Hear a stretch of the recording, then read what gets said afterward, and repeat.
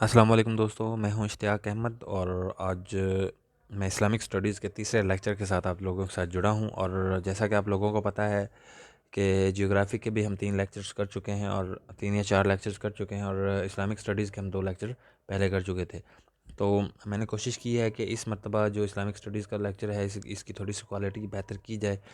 इस वजह से मैंने स्लाइड्स थोड़ी सी ज़्यादा बनाई हैं। तो आज भी हम लाइफ ऑफ हज़रत मोहम्मद सल्लल्लाहु अलैहि वसल्लम के बारे में पढ़ेंगे। तो आज जो 84th क्वेश्चन है, इससे पहले जो क्वेश्चन थे वो हमने तकरीबन कर लिए थे। और 84th क्वेश्चन है कि उमर और हमज़ा एक्सेप्टेड इस्लाम इन 615 ईस्वी। ठीक है, तो हज़रत उमर और हज़रत हमज़ा ने इस्लाम कब कबूल किया था। इसमें थोड़ी सी आपने करेक्शन करनी है कि हज़रत हमज़ा रज़ियल्लाहु ताला अन्हु जो कि आप सल्लल्लाहु अलैहि वसल्लम के चाचा थे, उन्होंने 615 में ही इस्लाम कबूल किया था और 5 नबी थी उस टाइम। जबकि हज़रत उमर रज़ियल्लाहु ताला अन्हु की जो डेट थी मुख्तलिफ थी। वो 616 में उन्होंने इस्लाम कबूल किया था और 6 नबी बनती है। तो ये आपने याद रखना है। Social boycott of Banu Hashim took place in 7th नबी, यानी कि बनु हाशिम से जो सोशल बाइकआउट किया था कुरैश ने और मक्का के लोगों ने, वो 7 नबी में शुरू हुआ था और वो 3 साल तक आगे चलता रहा था। 10 नबी तक वो सोशल बाइकआउट चला है। इसके अलावा शिब मीन वैली है। ये शिब वही लफ्ज़ है, शिब अभी तालिब, यानी कि शिब मीन वैली। ये याद रखने कि शिब का मीनिंग क्या है, ये क्वेश्चन भी आया हुआ है पीछे। तो social boycott continued for 3 years, यानी कि जो सोशल बाइकआउट था बनु हाशिम और कुरैश के दरमियान, वो 3 साल तक चलता रहा था।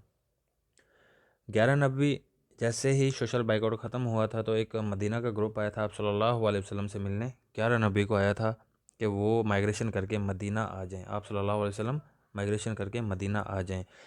और accord of Aqaba took place in 13 नबी। अकॉर्ड ऑफ उकबा जो था, इसमें यसरब के लोग थे और कुछ जो मक्का के लोग थे जिन्होंने आप सल्लल्लाहु अलैहि वसल्लम से बैत ली थी। और ये जो अकॉर्ड ऑफ उकबा है, ये दो दो मरतबा हुआ था। एक एक को कहते हैं बैतुल बैतुल निसा और दूसरे कहते हैं बैतुल हरब। बैतुल निसा में 12 लोग शामिल थे, जबकि बैतुल तो उकबा पे 2 बैत हुई थी। एक जिसे कहते हैं बैतुल निसा और दूसरे कहते हैं बैतुल हरब। बैतुल निसा में 12 बंदे थे और बैतुल हरब में 72 पीपल्स थे। ठीक है, बैतुल निसा 12 हिजरी को हुई थी और बैतुल हरब जो हुई थी वो 13 हिजरी को हुई थी। इसके अलावा इनको बैत उकबा ओला और बैत उकबा सानी भी कहते हैं। बैत उकबा ओला और बैत उकबा सानी भी कहते हैं। तो उसके अलावा 27 रजब 10 नबी को आप सल्लल्लाहु अलैहि वसल्लम मेराज शरीफ पर गए थे और 10 नबवी को आप सल्लल्लाहु अलैहि वसल्लम के 2 बहुत ही करीबी रिश्तेदार वफ़ात पा गए थे, जिससे आप सल्लल्लाहु अलैहि वसल्लम अकेले हो गए थे। एक थी उनकी बीवी, पहली बीवी हज़रत खदीजा रज़ियल्लाहु तआला अन्हा और दूसरा उनके चाचा जान अब्दुल मुत्तलिब। तो ये 2 बंदे थे जो अबू तालिब और हज़रत खदीजा 10 नबी को वफ़ात पा गई थी। तो इस साल को 10 नबी को आमुल हज़न भी कहा जाता है इसी वजह से। और आमुल हज़न मीन्स गम का साल। और इसी तरह जिस जिस ऊँट पर आप सल्लल्लाहु अलैहि वसल्लम राइडिंग करके, मतलब बैठ के माइग्रेशन करके गए थे मक्का से मदीना, उसे कस्वा कहते हैं। और हज़रत उमर रज़ियल्लाहु ताला अन्हु का असल जो नाम था हज़रत उमर बिन ख़त्ताब था और अबू जहल का जो नाम था वो था उमर बिन हिशाम। और जबकि अबू जहल उसको बाद में आप सल्लल्लाहु अलैहि वसल्लम ने उनका नाम अबू जहल रखा था, यानी कि जाहिलों का बाप। तो उसके अलावा अबू जहल इस्लाम से पहले ही बहुत ज़्यादा पावरफुल बंदा था और हज़रत उमर रज़ियल्लाहु ताला अन्हु की भी दहशत पूरे मक्का में होती थी। तो अबू जहल को अबुल हिकम भी कहते हैं, हिकमत वाला बंदा पहले कहते थे, इस्लाम से पहले कहते थे, लेकिन इस्लाम के बाद उसको अबू जहल कहा जाता था। जबकि हज़रत उमर रज़ियल्लाहु ताला अन्हु जो थे वो भी काफ़ी पावरफुल इंसान थे तो आप सल्लल्लाहु अलैहि वसल्लम ने इन दो उम्रों में से एक उम्र को मांगा था, तो अल्लाह ताला ने हज़रत उमर बिन ख़त्ताब को इस्लाम के लिए कबूल किया था। तो इसके अलावा पर्सन इंक्लूडेड इन बैत उक़बा ओला 12 और बैत उक़बा सानी में 72, 75 नहीं 72, अभी हमने थोड़ी देर पहले ये पढ़ा था। और जो गार हिरा है वो तकरीबन 3 मील दूर है मक्का से, 3 मील दूर है मक्का से। और हिजरत जो है वो 13 नबी को हुई थी। हिजरत कब हुई थी? 13 नबी को। और जब हिजरत हुई थी उसके बाद हिजरी कैलेंडर स्टार्ट होता है। मदीना तकरीबन 338 किलोमीटर दूर है मक्का से और ये तकरीबन 210 माइल बनता है, 210 मील। ये 8 हिजरी में मक्का फ़तह हुआ था। 8 हिजरी में मक्का को फ़तह किया गया था, जो कि मुसलमानों ने दोबारा मक्का को फ़तह किया था। मतलब जो मुहाजिरीन मक्का छोड़ के मदीना गए थे, उसके बाद 8 हिजरी में उन्होंने दोबारा मक्का फ़तह कर लिया था। हज़रत मोहम्मद सल्लल्लाहु अलैहि वसल्लम ने 10 हिजरी में, अब ये हिजरी की बात हो रही है, नबी की नहीं हो रही, 10 हिजरी में क्या किया था? हज परफॉर्म किया था। और आप सल्लल्लाहु अलैहि वसल्लम की जो कब्र मुबारक है वो हुजरा आयशा के हुजरे में, हज़रत आयशा रज़ियल्लाहु ताला अन्हा का जो हुजरा था वहाँ पे मौजूद है। और आप सल्लल्लाहु अलैहि वसल्लम फर्स्ट ईयर ऑफ एलिफेंट्स में पैदा हुए थे। तो जब आप सल्लल्लाहु अलैहि वसल्लम मतलब सफ़र के लिए गए थे सीरिया, दूसरे सफ़र के लिए, तो उस टाइम आप वो जो साल था वो था 24th ईयर ऑफ एलिफेंट्स। और जब आप सल्लल्लाहु अलैहि वसल्लम फौत हुए थे तो आई थिंक वफ़ात पा गए थे या वसाल कर गए थे, तो उस वक्त 63rd ईयर ऑफ एलिफेंट्स चल रहा था। तो ये भी आपने याद रखना है, क्वेश्चन आया हुआ है कि आप सल्लल्लाहु अलैहि वसल्लम जब पैदा हुए तो कौन सा ईयर ऑफ एलिफेंट था, या फिर आप सल्लल्लाहु अलैहि वसल्लम जब सीरिया की तरफ सफ़र करके गए थे दूसरी मरतबा, वो तो कौन सा ईयर ऑफ एलिफेंट्स था, वो कौन सा था? 24 ईयर ऑफ एलिफेंट्स। और एम्बेसडर्स भेजे गए थे मुख्तलिफ़ अरब के कंट्रीज़ में 7 हिजरी में। 7 हिजरी में मुख्तलिफ़ अरब के जो कंट्री थे वहाँ पर एम्बेसडर्स या ख़त लेके भेजे गए थे इस मुसलमानों की तरफ से कि वो इस्लाम कबूल करें और हमारे साथ अलाइंस बनाएं। ईरान का जो किंग था उसने आप सल्लल्लाहु अलैहि वसल्लम से की तरफ से जो ख़त गया था वो फाड़ दिया था। तो ईरान का जो किंग था उसने आप सल्लल्लाहु अलैहि वसल्लम का ख़त फाड़ा था। और किंग ऑफ बेजेंटाइन, बेजेंटाइन कहते हैं रोमन एम्पायर जो था उस टाइम, किंग जो था वो था हरकुल। 7 हिजरी में हरकुल किंग ऑफ बेजेंटाइन था, यानी कि रोमन एम्पायर का जो किंग था वो कौन था? हरकुल था। ये आपने याद रखना है। तो आप सल्लल्लाहु अलैहि वसल्लम की बर्थ के 6 साल बाद हज़रत आमना रज़ियल्लाहु ताला अन्हा फौत हुई थी। और 8 साल बाद आप सल्लल्लाहु अलैहि वसल्लम के दादा जान हज़रत अब्दुल मुत्तलिब वफ़ात पा गए थे। और आप सल्लल्लाहु अलैहि वसल्लम जो है ख़ुद जो वसाल उन्होंने पाया था 63 साल की उम्र में, 63 ईयर्स की उम्र में। और जो पहली अज़ान हुई थी वो पहली हिजरी में हुई थी। पहले हिजरी में मतलब मक्का से मदीना जब आ गए थे तो उसके बाद पहली अज़ान हुई थी पहले हिजरी में। और ये 110वां क्वेश्चन छोड़ दें, ये इतना इम्पोर्टेंट नहीं है। ज़्यादातर क्वेश्चन आता है कि सबसे पहले आप सल्लल्लाहु अलैहि वसल्लम को किसने रिकॉग्नाइज़ किया एज ए प्रॉफिट। अगर कहें तो वो हज़रत खतीजा का एक कज़न था, तो उसने सबसे पहले आप सल्लल्लाहु अलैहि वसल्लम को रिकॉग्नाइज़ किया था कि ये आखिरी प्रॉफिट हैं, और वो क्रिश्चियन था। और हर्ब फजर पहले भी मैंने पढ़ाया था कि हर्ब फजर जो थी ये प्रोहिबिटेड मंथ्स में हुई थी, यानी कि ऐसे मंथ्स जिनमें लड़ाई करना हराम समझी जाती थी या ममनू समझी जाती थी। और वो कौन कौन से दिन थे, कौन कौन से महीने थे? ज़ुल्क़द्र, ज़िलहज और मुहर्रम, और उसके अलावा चौथा कौन सा था? आई थिंक रजब था। ये 4 महीने थे जिनमें लड़ाई करना हराम समझा जाता था। तो ये उस वक्त आप सल्लल्लाहु अलैहि वसल्लम की उम्र कितनी थी? 15 साल थी। और ये मैंने बताया था कि किन 2 कबीलों के दरमियान ये लड़ाई हुई थी, ये भी आपने पहले पढ़ा हुआ है। आप सल्लल्लाहु अलैहि वसल्लम 10 नबवी को ताइफ के सफ़र पर गए थे, और आप सल्लल्लाहु अलैहि वसल्लम के साथ कौन से सहाबी साथ को थे? तो हज़रत ज़ैद बिन हारिस आप सल्लल्लाहु अलैहि वसल्लम के जो मुँह बोले बेटे थे वो आपके साथ थे। 10 नबी में आप सल्लल्लाहु अलैहि वसल्लम ताइफ के सफ़र पर गए थे, और जो ताइफ में जो लोग रहते थे, वो जो ट्राइब था उसे हम कहते थे उसका नाम है स्काइफ, SAQAIF। ये लफ्ज़ थोड़ा सा समझ नहीं आ रहा, चलो। तो इस लफ्ज़ का मीनिंग है चालाक। तो ये याद रखना है कि इस लफ्ज़ का जो मीनिंग है वो क्या है, चालाक है। तो ये जो ताइफ के जो लोग थे, इनका ट्राइब था सकाइफ। अच्छा, उसके अलावा अगला जो क्वेश्चन है वो है कि हज़रत ज़ैद बिन हारिस आप सल्लल्लाहु अलैहि वसल्लम के साथ था ताइफ के सफ़र पर, और 10 दिन तक आप लोगों ने वहाँ पर मतलब स्टे किया था, आप सल्लल्लाहु अलैहि वसल्लम ने और ज़ैद बिन हारिस ने। उसके अलावा आप सल्लल्लाहु अलैहि वसल्लम की जब पैदाइश हुई तो आपकी वालिदा हज़रत आमना रज़ी अल्लाह ताला अन्हा ने आपको 3 दिन तक दूध पिलाया था। कितने दिन तक? 3 दिन तक।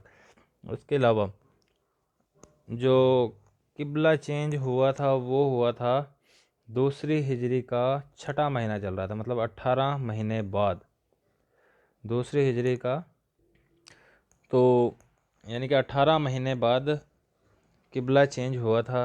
पहले जो किबला था वो बैतुल मक़दस था, और 18वें महीने में मतलब हिजरी सेकंड हिजरी में ये जो किबला था वो उसको खाना काबा की तरफ मतलब किबला चेंज किया गया था, और आप सल्लल्लाहु अलैहि वसल्लम को वही नाजिल हुई थी।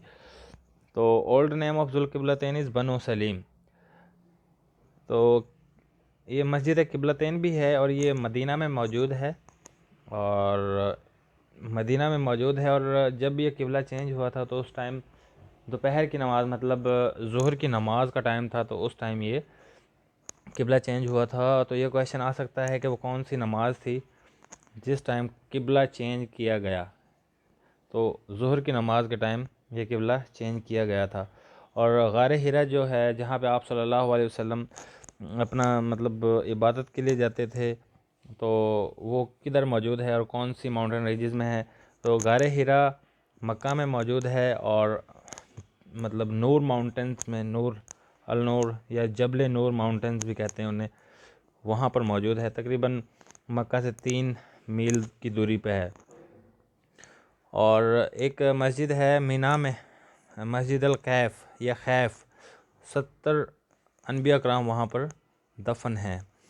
और उसके अलावा है रबीउल अव्वल के मंथ में ज़्यादातर माइग्रेशंस हुई थी, तो इसी वजह से रबीउल अव्वल को मंथ ऑफ माइग्रेशंस कहा जाता है। और आजकल जो किबला है उसे हम कहते हैं खाना काबा। खाना काबा जो है वो आजकल किबला है, इससे पहले बैतुल मक़दस था।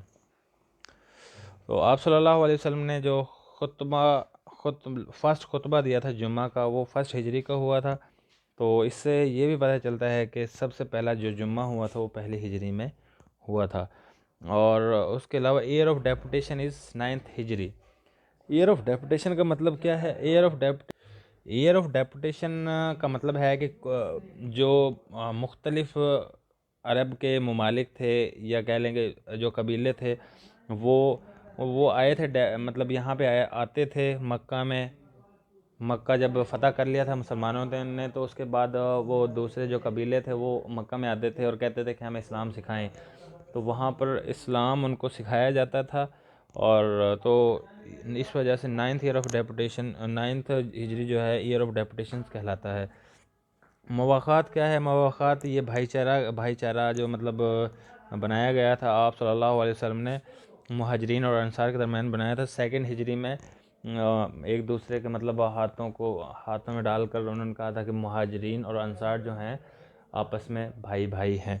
तो ये मुवाक़ात ऐसा कहते हैं, सेकंड हिजरी में ये हुआ था। और जिहाद जो थी, जिहाद किसी भी जुल्म के ख़िलाफ़ जिहाद जो थी वो 2 हिजरी में फ़र्ज़ हुई थी।